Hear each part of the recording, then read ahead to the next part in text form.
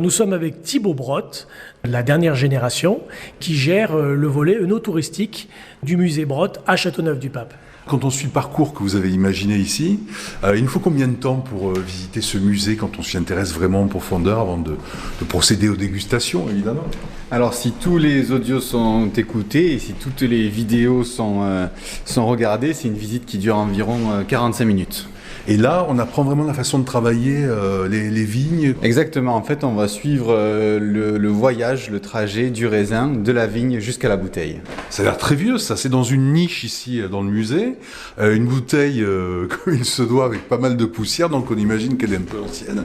Qu'est-ce qu'elle représente? Qu'est-ce que c'est en fait? C'est la bouteille emblématique de la maison Brotte à Châteauneuf-du-Pape qui a été créée par mon arrière-grand-père en 1952. Voilà, c'est un Châteauneuf-du-Pape dans une bouteille atypique qui est censé reproduire la forme du cep de grenache qui pousse ici dans le Mistral, dans les galets et des grenaches, des vignes qui sont très très vieilles et qui poussent près du sol.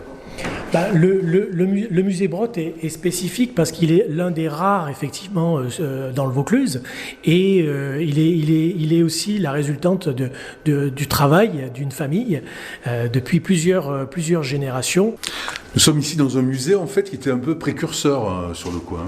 Oui, effectivement, parce que le musée a été créé en 1972, ce qui marque quand même le côté novateur à cette époque-là. Il y a quasiment 50 ans maintenant, parce que voilà, ils ont dès cette époque-là fait de l'œnotourisme alors que la notion n'existait pas encore.